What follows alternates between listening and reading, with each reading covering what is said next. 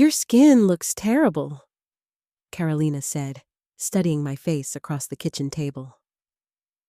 When was the last time you used that lotion I recommended? I'd been using it every single day, 3 months of religious application, and my face had only gotten worse. The dermatologist couldn't explain it. Neither could I. My son Reeton had given me the lotion as a gift last spring. Premium stuff, he'd said, from a small supplier he'd found. He'd always been thoughtful about things like that, bringing me skincare products and supplements, checking in on my health.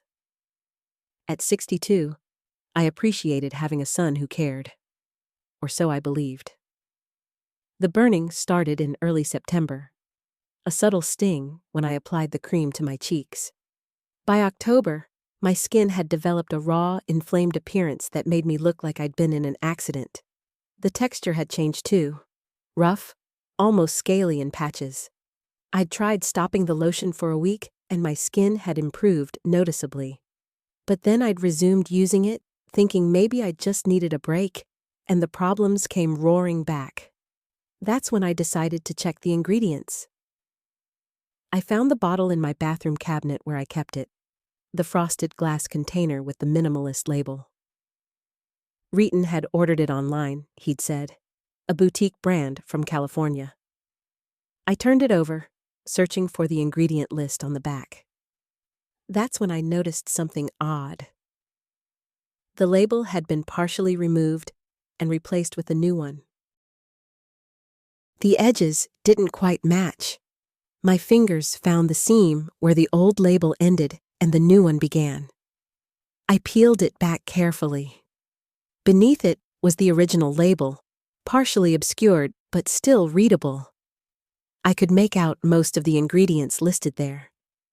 The new label on top listed something completely different. I set the bottle down on the counter and read both lists 3 times to make absolutely certain I wasn't misreading. The original label included formaldehyde, not as a primary ingredient, but listed clearly. The new label had been placed directly over it, hiding it completely. Someone had deliberately covered the original label with a fake one that listed safe, common skincare ingredients instead. I stood there in my bathroom for what felt like an hour, though it was probably only minutes. The bottle sat on the counter in front of me like an accusation. Formaldehyde. That was used in embalming, in preserving dead things. Someone had been putting it on my face every single day for 3 months, and I'd been the one applying it. My hands moved without my conscious decision. I grabbed my phone and called Reeton.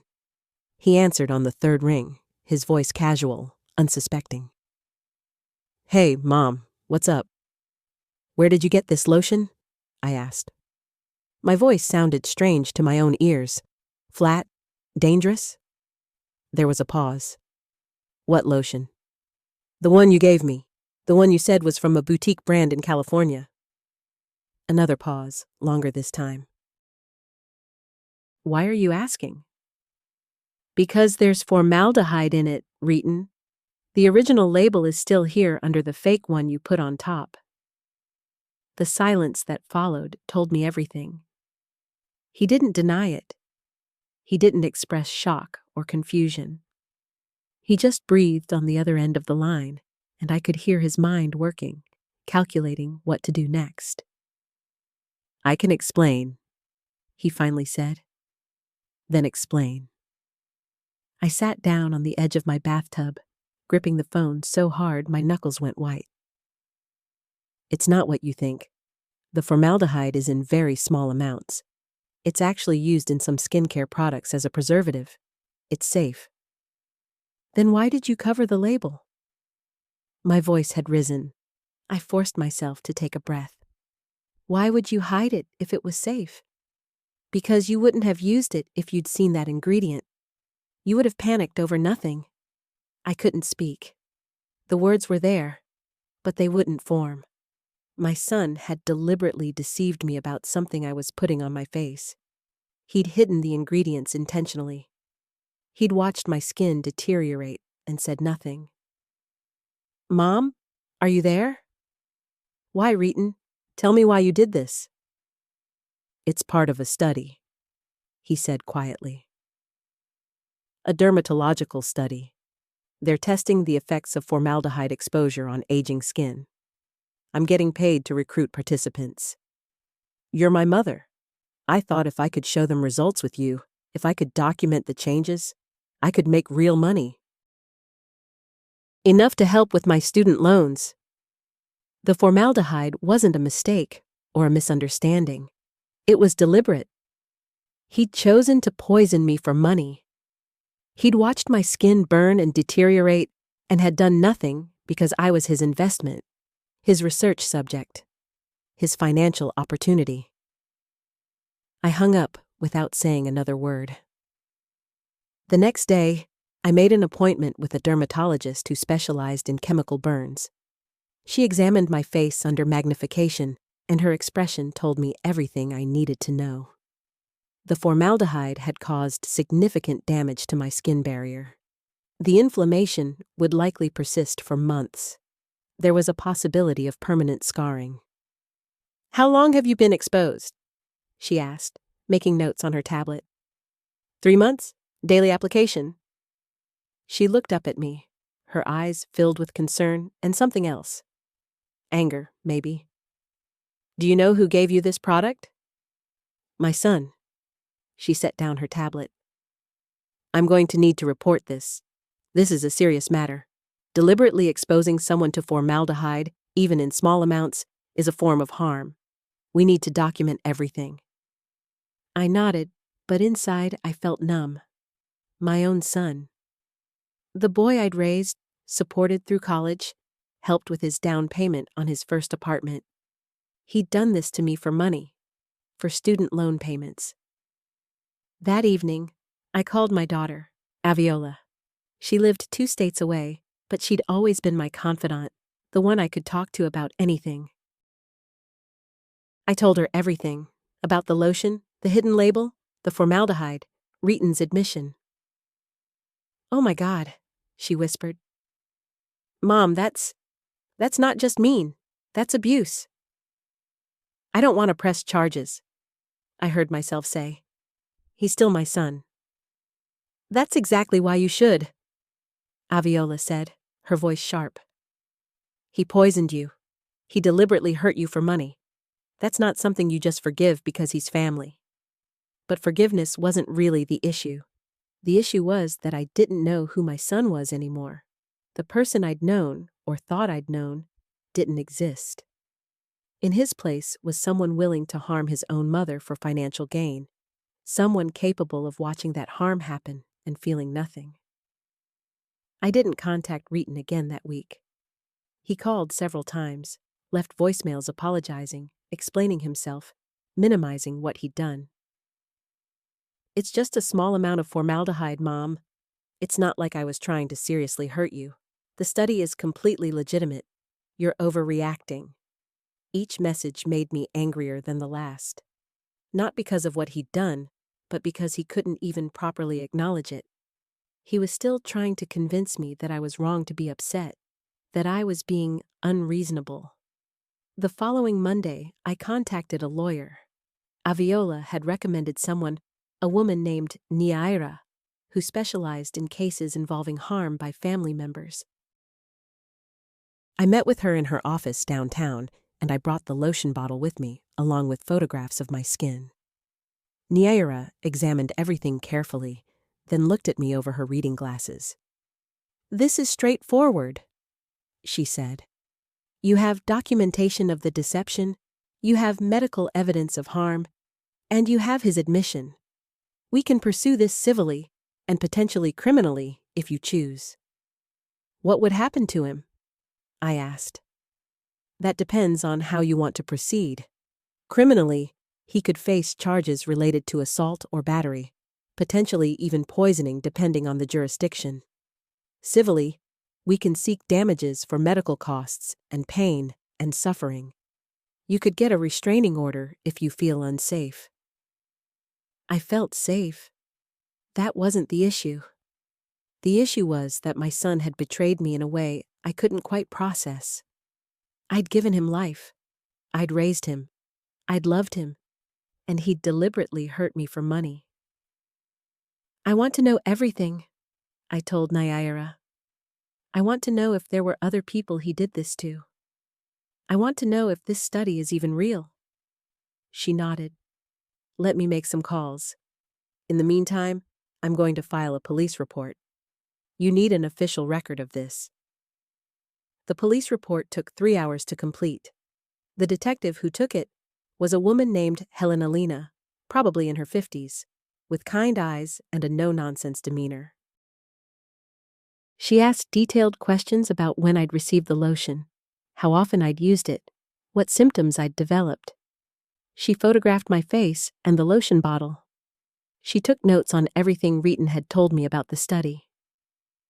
Has he contacted you since you discovered the formaldehyde? She asked. Multiple times. He's left voicemails.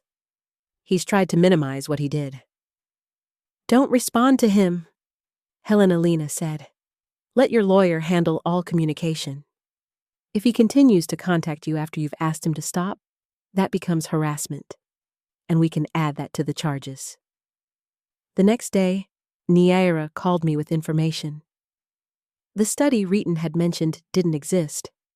Not through any legitimate dermatological research institution anyway. She'd contacted every major university and research facility in the region. None of them had any record of a formaldehyde exposure study, and none of them had hired Reeton as a recruiter. But there was something else. Naira had found a Facebook group where Reeton had been recruiting other people. Specifically, older women. He'd been offering them free skincare products in exchange for feedback on how they worked. At least 6 women had received the same lotion with the hidden label. He's still active in the group, Naira said. He's currently recruiting 2 more women. I felt sick.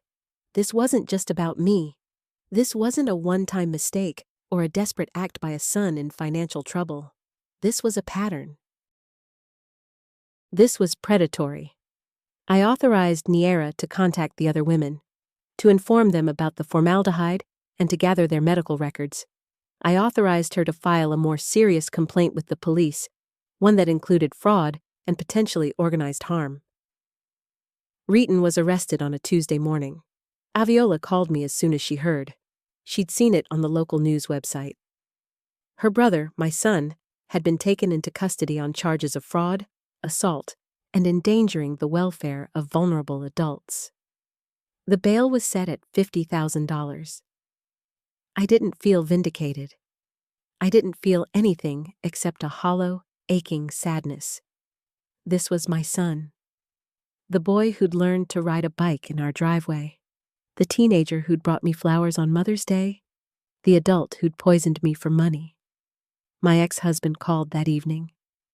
We'd been divorced for 15 years, but we'd maintained a cordial relationship. I heard about Reeton, he said. His voice was carefully neutral. Yes. Are you okay? No, I said. I don't think I am. Do you want me to come stay with you for a few days?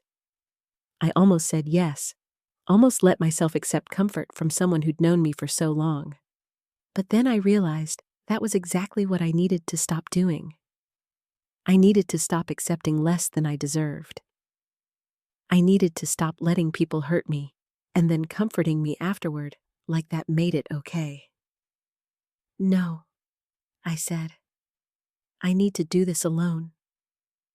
The trial took 4 months to prepare for. During that time, I underwent additional medical treatment for the chemical burns. The dermatologist prescribed a series of treatments to help minimize scarring. She was optimistic that most of the damage would fade with time, though some discoloration might remain permanent. I also started therapy, not because I felt broken, but because I needed to understand how I'd raised a son capable of this. How I'd missed the signs of his capacity for deception and harm. My therapist, a woman named Kara, helped me understand that none of it was my fault. That I couldn't have predicted this or prevented it. That sometimes people hurt others, and it had nothing to do with how they were raised. "But I raised him," I said during one session. "I was responsible for him." "You were responsible for providing him with love and support and guidance," Kara said. "You did that.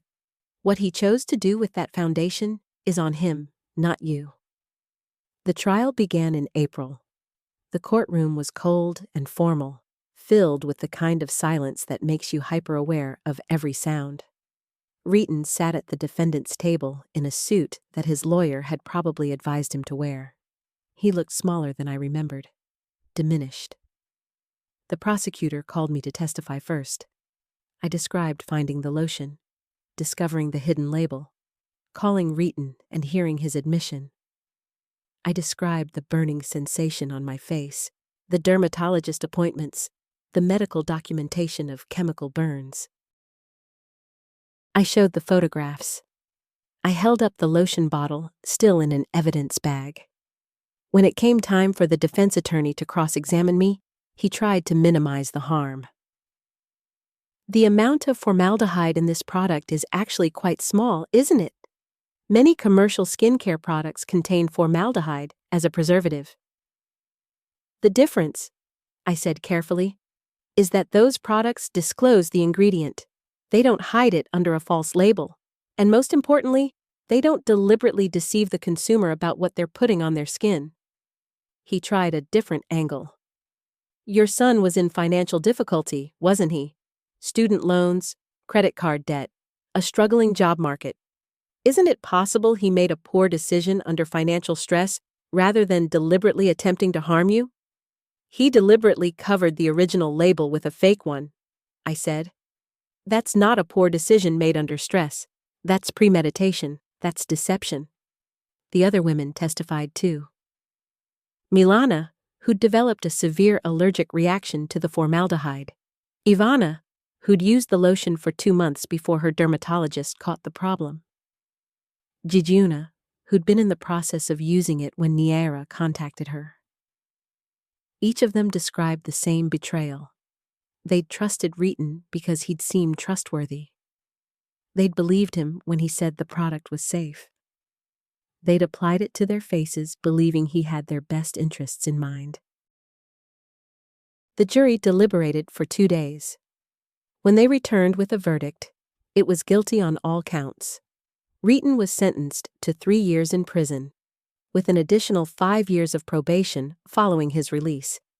He was ordered to pay restitution to each of the women he'd harmed, totaling more than $200,000. As the bailiff led him out of the courtroom, he looked at me. For just a moment, our eyes met. I saw no remorse there. I saw anger. I saw someone who believed he was the victim in this situation, that I'd betrayed him by pressing charges, that I'd destroyed his life for his own mistake. I looked away first. The weeks following the trial were strange. I felt untethered, like I'd been holding on to something heavy for so long that when I finally let it go, I didn't know how to stand upright anymore. I went through my daily routines mechanically. Work, therapy, medical appointments, home. Repeat. Aviola came to stay with me for a week in May. We didn't talk much about Reeton. Instead, we took long walks around the neighborhood. We cooked dinner together. We sat on the porch in the evening and watched the sunset without saying anything at all. "You're going to be okay," she said on her last evening. "It doesn't feel like it right now, but you will be." "I know," I said, and I did know. Not because I felt okay, but because I'd learned something about myself during this whole ordeal. I was stronger than I'd realized. I'd stood up for myself. I'd refused to minimize what had been done to me. I'd pursued justice, not because I was angry, but because it was right. My skin healed slowly. By summer, most of the visible damage had faded. The dermatologist said there would be some permanent discoloration, but it was minimal. In another 6 months, it would be barely noticeable. Life would go on. my face would go on. I would go on. I didn't visit Reeton in prison. I didn't respond to his letters. I let Niera handle the restitution payments. I built a life that didn't include him in it, not because I was angry anymore, but because I'd learned that some relationships aren't worth maintaining. Some bonds break because they were never real to begin with. Exactly 1 year after discovering the formaldehyde, I stood in my bathroom looking at my reflection. The discoloration had faded to almost nothing. My skin looked like my skin again. I looked like myself again. I thought about all the ways I'd changed in that year. I'd learned to trust my instincts. I'd learned that love doesn't require accepting harm. I'd learned that blood relation doesn't obligate you to anything. I'd learned that sometimes the hardest thing you have to do is hold someone accountable, even when that someone is your own child. I picked up my skincare products and examined each one carefully. I read every ingredient. I verified every claim. I trusted nothing without evidence. I'd learned that lesson well. Today, I'm 53 years old. My skin is clear. My mind is clearer. Reeton is in prison, and I'm free in a way I didn't expect to be. Not free from pain or sadness, but free from the obligation to accept less than I deserve. Free from the guilt of holding my son accountable for his actions. Free from the illusion that family always means safety. If you're in a situation where someone you love is hurting you, whether deliberately or through negligence, trust yourself. Document everything. Seek help. Don't let love become a weapon used against you.